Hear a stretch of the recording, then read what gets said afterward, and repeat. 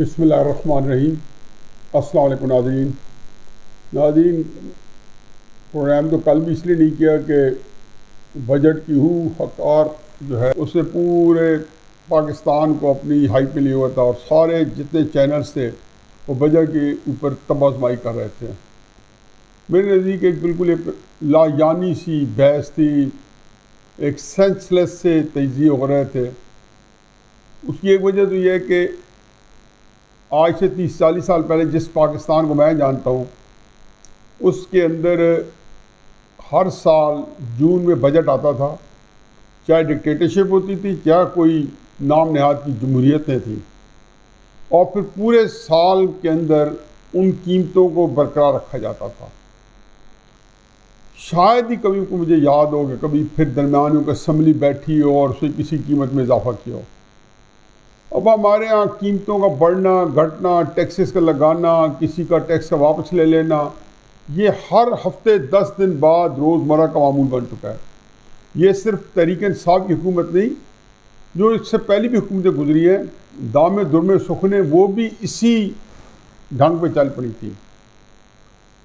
مجھے یاد ہے کہ 1991 میں میں نے کیس کیا تھا ایکسپورٹ پروموشن بیورو کے اوپر، کوٹا کی آپشن کے اوپر، اور کیس کا لب لباب اتنا تھا کہ جو ٹیکسز ہے، جو فیس ہے، جو ریونیوز ہے، ان تینوں مدوں کے علاوہ گورنمنٹ کہیں سے پیسے اکٹھے نہیں کر سکتی، اور یہ چیزیں ساری منی بل کا حصہ ہوتی ہیں اور بجٹ کے اندر ڈسکشن میں آتی ہیں۔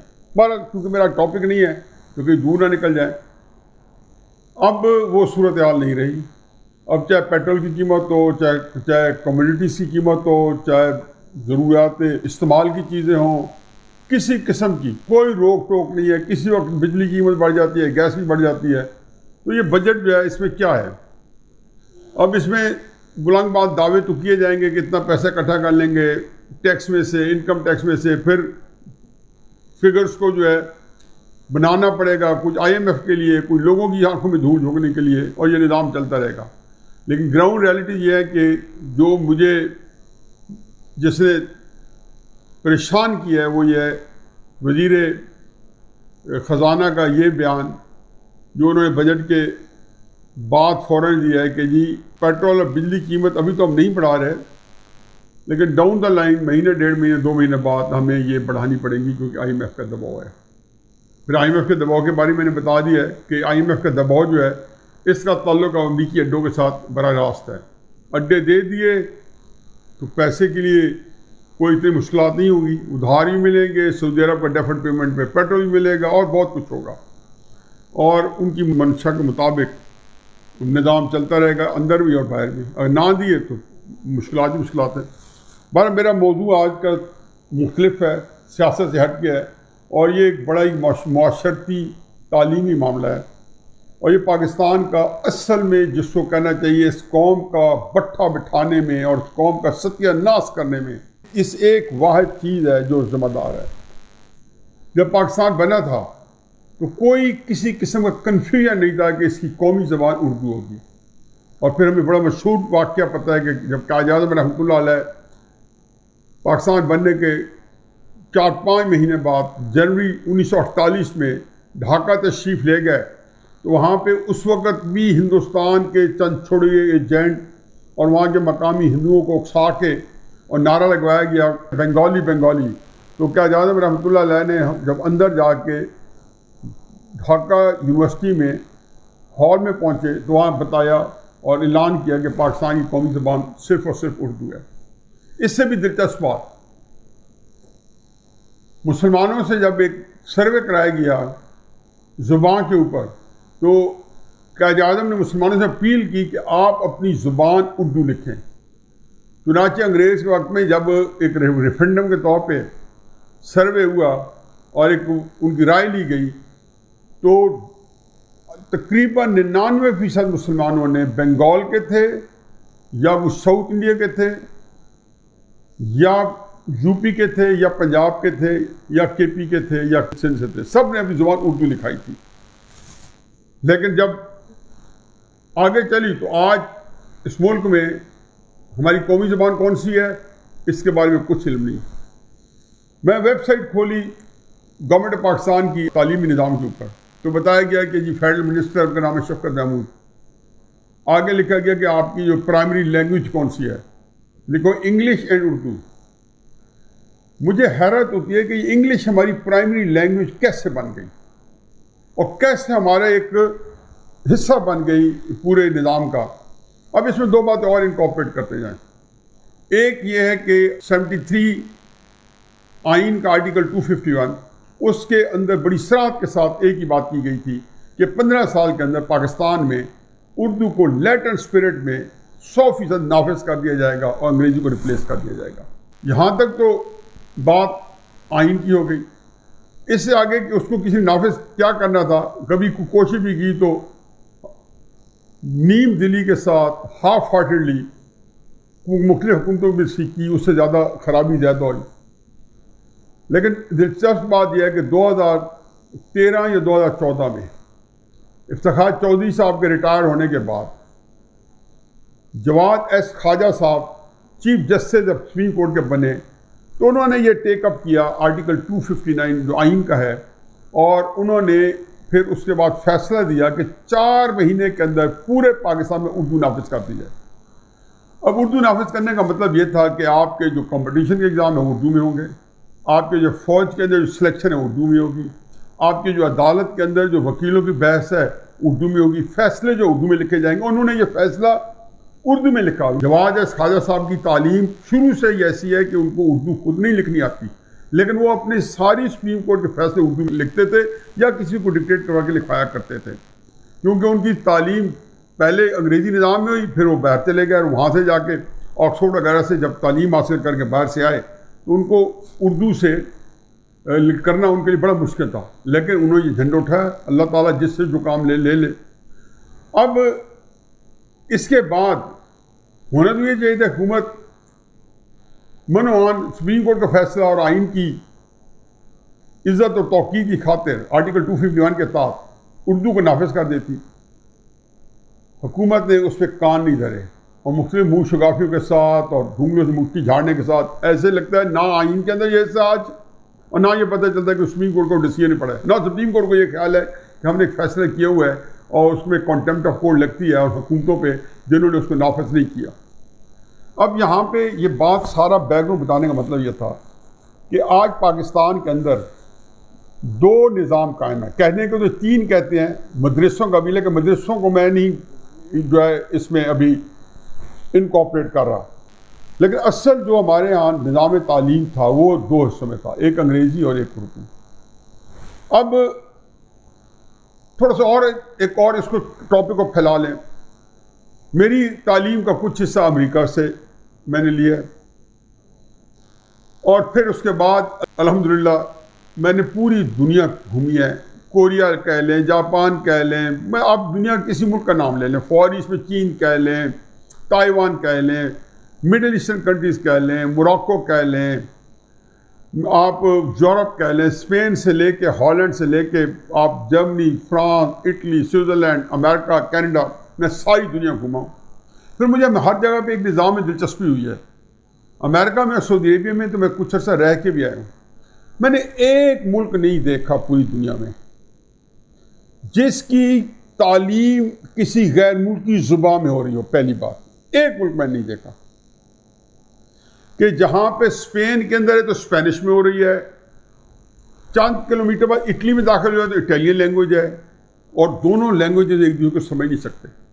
اٹلی سے آپ چلے جائیں، فرانس میں چلے جائیں تو فرینچ ہے، فرانس سے جرمنی میں چلے جائیں تو جرمن لینگویج ہے، اوپر رشین چلے جائیں تو رشین لینگویج ہے، چین آ جائے تو چائنیز لینگویج ہے، انگلینڈ چلے جائیں تو انگلش ہے، امریکہ چلے جائیں تو انگلش ہے، جاپان میں چلے گئے تو جیپنیز لینگویج ہے. یہ واحد بدقسمت ملک ہے کہ قومی زبان اردو ہے، لوگوں کو جو زبان سمجھ آتی ہے اس کے اندر تعلیم نہیں دی جاتی. دی جاتی ہے، وہ بھی میں ادھر آتا ہوں. پھر اس کے بعد دنیا کا ایک ملک بتا دے مجھے کہ جہاں پہ 2 نصاب تعلیم جو ہیں سائڈ بائی سائڈ چل رہے ہوں، دونوں کا ایک دوسرے سے کوئی تعلق نہیں ہے.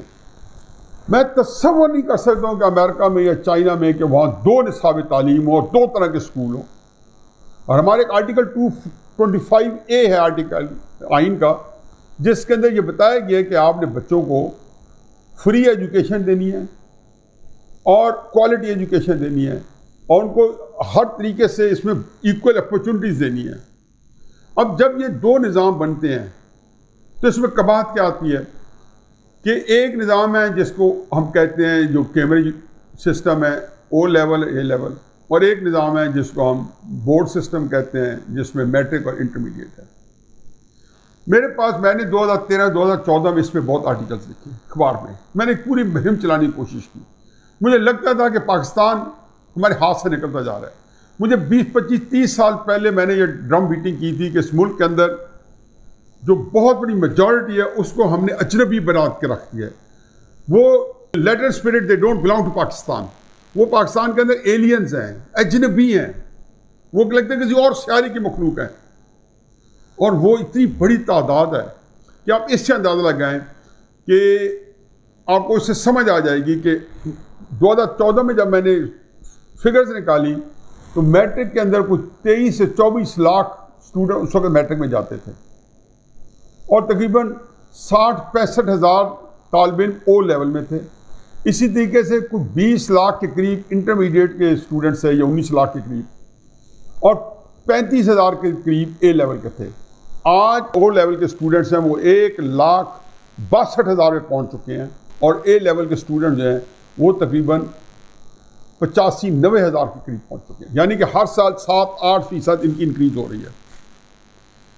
اب جب یہ اسٹوڈنٹ آتے ہیں پریکٹیکل لائف میں تو آپ یہ دیکھیں گے کہ پریکٹیکل لائف میں جو میکسیمم جو چوائسیز ہیں، جو پلیسمنٹ ہے وہ او لیول اے لیول کو ملتی ہے. کمپٹیشن کے ایگزام میں لینگویج انگریزی ہوتی ہے، انگریزی ان کو تھوڑی بہت آ جاتی ہے جیسی تیسی.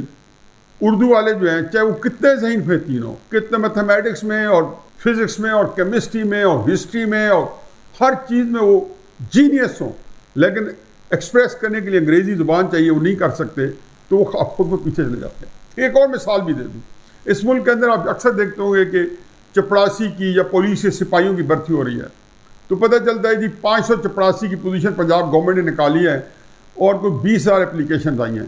20,000 اپلیکیشنز کے اندر آپ دیکھیں گے کہ اتنے ایم اے ہیں اور کہ اتنے 100 بی اے ہیں اور اتنے ہزار ایف اے ہیں اور کچھ 10-12 ہزار میٹرک ہیں. آپ اس میں ایک بھی او لیول اے لیول کا نہیں دیکھیں گے کیونکہ او لیول اے لیول کے لوگوں پہ جو انویسٹمنٹ ہوئی ہے اور جن خاندانوں کی اولادیں ہوتی ہیں وہ چپڑاسی یا سپاہی بھرتی ہونے کے لیے نہیں آتے. وہ اس سوسائٹی کے اوپر ان کو ایک خاص جگہ پہ جا کے پلیسمنٹ ہو جاتی ہے. چنانچہ میں نے اس کو اپنے کالم میں اٹھایا اور بڑے بھرپور طریقے سے اس کو کہا کہ حضور یہ پاکستان کو آپ نے سسٹمیٹکلی تباہ کر کے رکھ دیا ہے، یہ پاکستان نہیں آگے بڑھ سکتا، یہ کچھ کر لیں. ایک چھوٹی سی مثال میں ایک اور دے دوں. یہ 2003 کا واقعہ، میں اور عمران خان میاں والی میں ایک گاؤں سے دوسرے گاؤں جا رہے تھے. علاقہ جو پہاڑی تھا، روڈ ویسے بالکل سیدھی تھی لیکن پہاڑوں کے نیچے سے ایسے روڈ ہوتی ہے اور ٹوٹی روڈ. ہم بہت سلو سپیڈ پہ 5-10 کلومیٹر سے جا رہے تھے. میں ڈرائیونگ کر رہا تھا، ہمارے آج کے وزیر اعظم اور اس وقت کے عمران خان صاحب میرے ساتھ بیٹھے ہوئے تھے. اچانک ہم نے دیکھا کہ خاصی عمر کا آدمی جو ہے وہ تھا تو شاید اس وقت ہم بھی کوئی 43-42 کے ہوں گے اور وہ بھی شاید اتنی عمر کا ہو، لیکن اس کی کمر دوری ہوئی تھی غربت کی وجہ سے. تو اس کے ہاتھ میں ایک کاغذ تھا اور اس نے کاغذ اٹھا کے اور گاڑی کے آگے یوں کھڑا ہو گیا. میں نے گاڑی روک لی، شیشہ میں نے اتارا. عمران خان صاحب نے بڑی ہمدردی سے کاغذ لیا تو اسے پوچھا کیا بات ہے. اس نے کہا خان صاحب، اسے پتہ چل گیا تھا کہ وہ میری جو گاڑی تھی وہ چونکہ 2002 کے الیکشن میں بہت گھومی پھری تھی تو لوگ اسے دور سے جانتے تھے کہ یہ وہ گاڑی ہے جس میں میں ہوں گا یا میرے ساتھ عمران خان صاحب بیٹھے ہوں گے. تو انہوں نے وہ کاغذ پکڑا، انہوں نے کہا جی کہ میں نے سارا گھر جو ہے اپنا ساسا بیچ کے گھر کو خالی کر کے ایک بیٹے کو بی اے کرائی ہے. اب وہ میرے ساتھ، وہ سامنے کھیت ہیں ان میں میرے جانوروں کے جو چارہ ہے وہ میرے ساتھ کٹوا رہا ہے، میرے بیٹے کو کوئی نوکری دلوا دیں. عمران خان صاحب نے درخواست لیا. اکثر یہی ہوتا تھا کہ میاں والی کے اندر یا اس طرح کی کوئی چیز ہوتی تھی تو میرے حوالے کر دیتے تھے. انہیں مجھے پکڑائی اور ان کو ساتھ انہوں نے بڑی ہمدردی کے ساتھ کہا کہ کروں گا تو صحیح لیکن میرٹ پہ پورا ہونا چاہیے. جب جیسے یہ شیشہ بند کر چل پڑے اور وہ وہ بوڑھا جو ظاہر ہے اس کے اندر جو نومیدی کی جو ایک چہرے پہ تاثر تھا وہی کیمرہ. تو میں تھوڑی دیر آگے چل کے میں نے عمران خان صاحب سے پوچھا, میں نے کہا مجھے بتائیں عمران صاحب کہ آپ جو یہ کہہ رہے ہیں کہ میرٹ پہ پورا اترے گا, تو میرٹ کی میجرمنٹ کیا ہے؟ تو عمران سمجھ گیا کہ میں اس سے الجھنا چاہتا ہوں, یا کوئی بات ہے اس سے میں اسے کوئی آرگومنٹ کرنا چاہتا ہوں, کوئی بحث کرنا چاہتا ہوں. تو انہوں نے تھوڑا سا اریٹیٹ ہو کے یا ایگزٹ ہو کے کہا میرٹ کا مطلب میرٹ ہوتا ہے, تمہیں پتہ ہے, تو اس میں کیا, اس میں بحث کی کون سی بات ہے؟ میں نے کہا میں تمہیں ایک بات بتاتا ہوں, میرا بیٹا جو ہے, جو آج کا بیرسٹر ہے احسان خان, اس وقت ایشین کالج میں جاتا تھا. میں نے کہا میرا بیٹا ایشین کالج میں جا رہا ہے. جب وہ کالج سے واپس آتا ہے تو میں نے اس کو 3-4 ٹیوشن دی ہوئی ہیں, اور ایک جو ڈرلنگ مشین ہوتی ہے جو سوراخ کرتی ہے, وہ پیسے کے ذریعے میں سوراخ کر کے اس کے دماغ کے اندر میں نالج ٹھونس رہا ہوں. میرا بیٹا جب BA کر جائے گا تو یہ بچہ جو ہے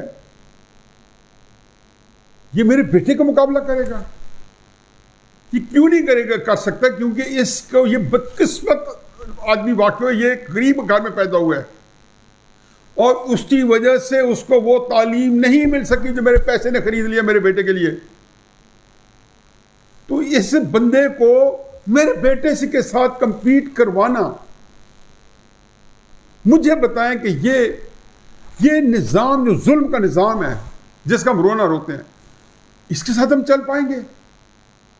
اور یہ لڑکا جو ہے, اس کی یہ جرت کہ یہ وہ اسکول میں پڑھے ہوئے جہاں پہ ٹیچرز بھی نہیں ہوں گے اور اسٹوڈنٹ کو پڑھاتے ہیں. میں تلخی میں یہ بات کر رہا ہوں, کوئی حقارت کو خدا نخواستہ نہیں کر رہا, رعونت میں نہیں کر رہا ہوں, یہ دل کے پھپھولے جو جل رہے ہیں ان کی طرف سے کر رہا ہوں.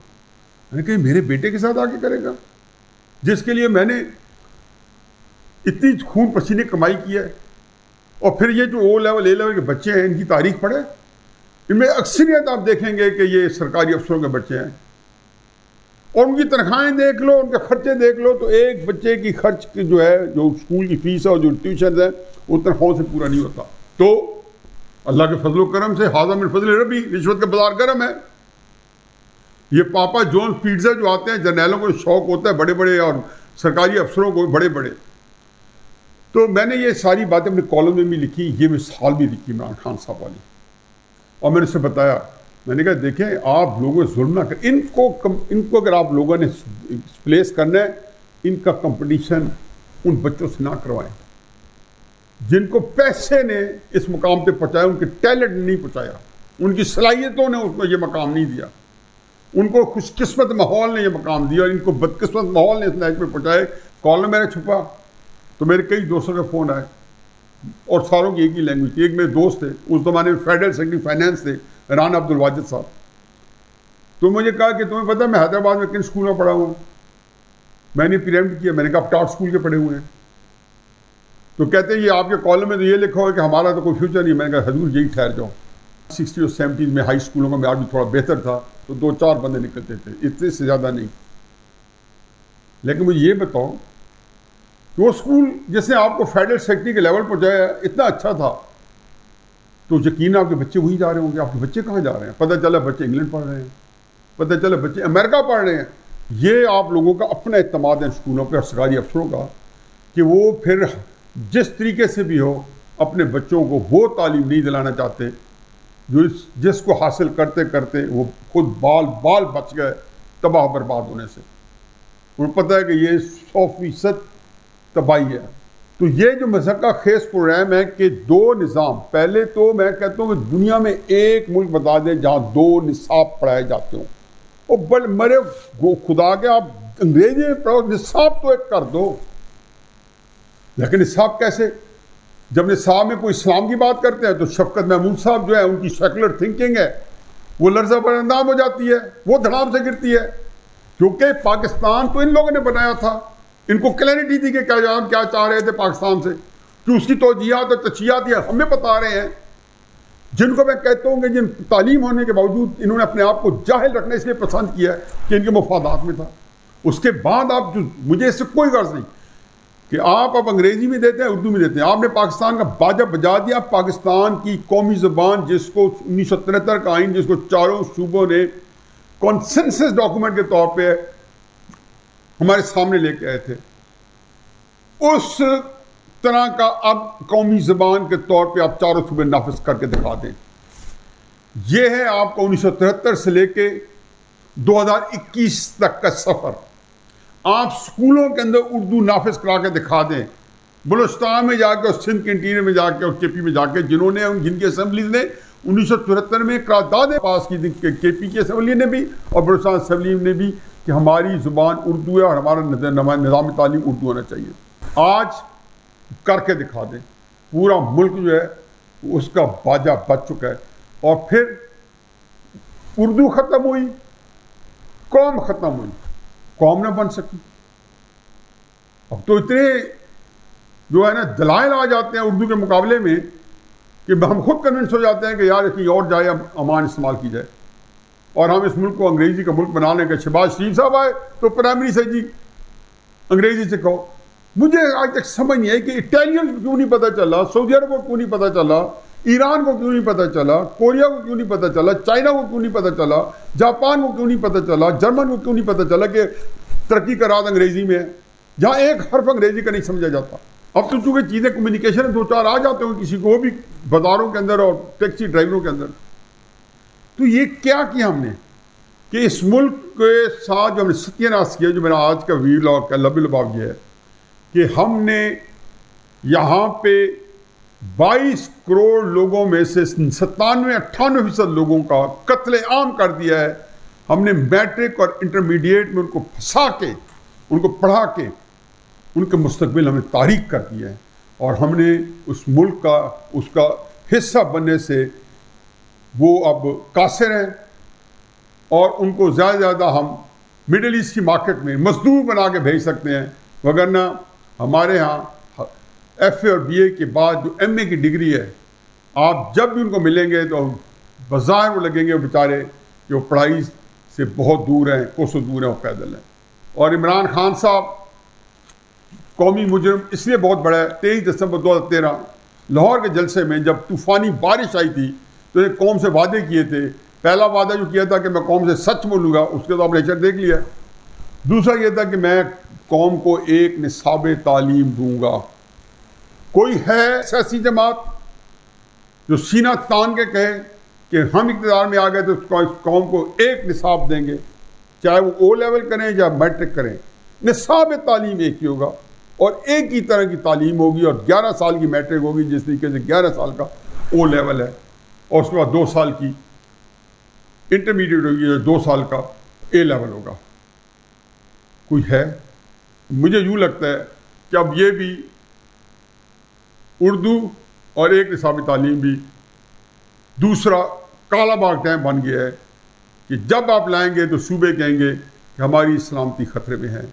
اللہ تعالیٰ ہی پاکستان کو اپنے ایمان میں رکھے. وما علینا الا البلاغ.